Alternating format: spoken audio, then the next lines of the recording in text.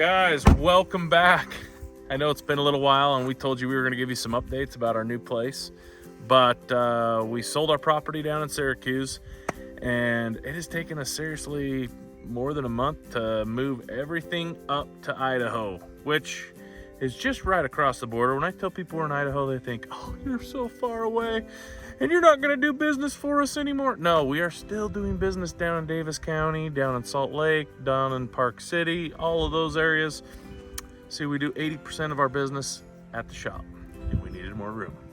And we do 20% of our business on site. So guys, I'm gonna give you a quick update of what's going on, what's been happening. And yeah, follow along. This is a cool place. The views are unreal, it's phenomenal. So when we were looking for a place, we needed somewhere with a lot more room.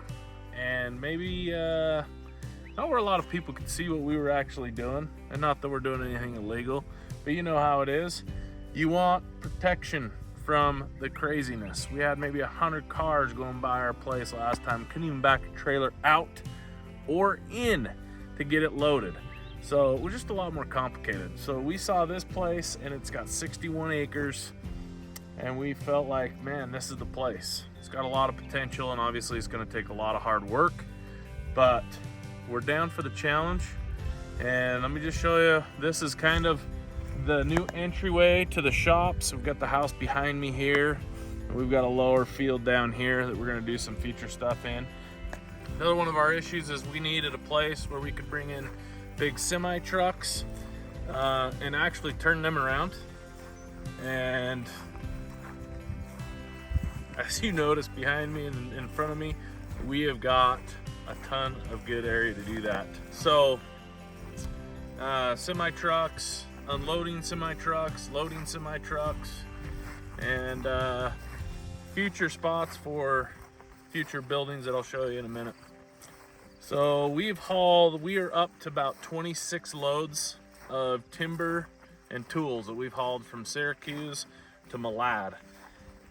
And that in itself is no small job. And we have, we've almost got it all up here. I think we're gonna hit about 30 loads altogether. And these aren't small loads, they're basically semi-truck loads. I think my trailer's 30 feet. We've got a 40-footer, got a lot of box trailers. Yeah, just haul, haul, haul. Here we go.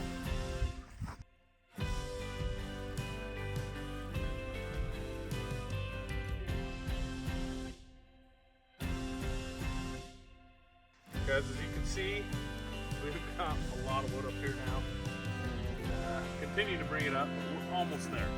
So right here in front of me, we have shop number 1. This is where all our specialty tools will be for a minute. It's obviously a lot smaller than what we're used to, but we just really have to get up here. We've got the electrician coming in next week to hook up tools. We've got them all laid out, or almost laid out. So we'll have our band saws, our hand tools, CNCs, flatteners, and once we get those hooked up, then we can actually maybe limp along. We're gonna have a big shade tarp here, and we'll kind of be working outside this summer. A little bit of both until we get the new building ready to work out of and finish getting this one ready. On the side, we've got a lot of different things. We're gonna do some welding in that bay, and it's totally unfinished, so we've got to wire it, insulate it, heat it, cement floor, and on the walls I'll probably do a cement board, so we're throwing sparks and stuff, that we're being safe that way. And then obviously 2 garage doors on the front of this. We've done this before. Doesn't mean we're not open for business. I don't want people to think, they can't handle my project. We are so inundated with work and we love it. We're gonna bring on more people here. We're gonna do more work. That was the whole purpose of moving up here, was to grow. So BC Timbers is in grow mode. We'll take on any project right now. We're not afraid. We're gonna get this stuff done. So let me continue to show you what we got over here.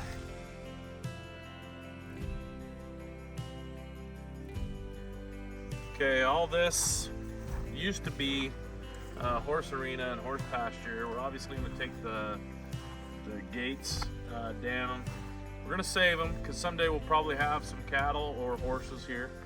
Right here to my left, your right, we have the old Tack Shed. And it's pretty cool.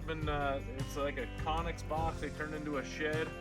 We're gonna turn that into like kind of where we do all our tool sharpening and kind of tool maintenance. And then right behind you is the old hay barn. It looks like he kept his horses on one side of this barn, and on the other they obviously had hay in it. We're gonna do cement floor again. You're gonna enclose this one side, and we're gonna do mill shed on that one side. And then back behind here where the horses were, it was dirt floor, so the center of it's concrete. We're gonna put a big bathroom, community bathroom here where all the guys can go, and then back behind there we'll have some rooms, offices and different things.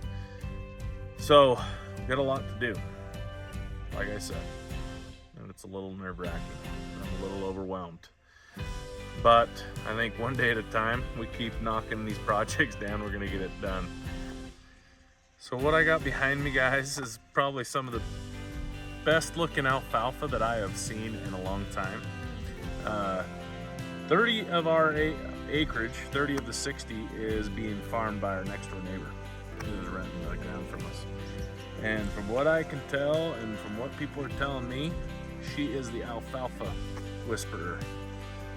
And she gets 4 crops a year, maybe 3 crops, 4 crops. And it's growing, it looks good. Anyway, someday I'll probably farm it myself. And like I said, we'll probably bring some cattle in here and do some different things farm-wise. I grew up on a dairy farm. So my dad grew up on a dairy farm. I was on it. I didn't have a lot of cows as many as my dad, but we were involved and did a lot of hard work. And we're around the cows and knew that, hey man, when it was time to milk them, there was no waiting. You had to get up, get on it, get after it, and milk them cows. So, you know, cleaning up the manure, all the things that go into that kind of simple type of farming, which maybe some people look at it as simple, but it's not. Once you do it, you're like, crap, dude, this is hard work. So we're not afraid of hard work. Obviously, being timber framers and what we do is hard stuff. But then you throw this in the mix, so we're excited. I mean, look at the views around me. They're just so beautiful. Malad has a lot of like undiscovered beauties. Well, they're discovered by somebody, but not us. And it's just amazing what we've seen so far. And I know right now we're in the spring, it's coming into June. So we're really green right now. In mid-July, it's probably gonna be a different story where it's gonna be a little more brown. But still, the views are second to none. I love it. It's not too far from Utah. We're right over the Idaho border. So not far at all from like Ogden. We're about 45, 50 minutes. So yeah, we're excited, and we'll keep taking you on this journey, you know, progress. Obviously we have a lot of work to do, and we'll get on it, and we'll keep you guys kind of in the mix because I know you're interested. And the move has been a big, people have been really excited about it, and people have been really interested in it. So we'll try to keep everybody updated and kind of show them what we're gonna do and new projects, upcoming projects that we got. We got some upcoming projects that are awesome. And not to mention what we did on the front of our house, which here's some clips. So I haven't really showed you the front of this house yet, and it's because I'm a little embarrassed of that entryway.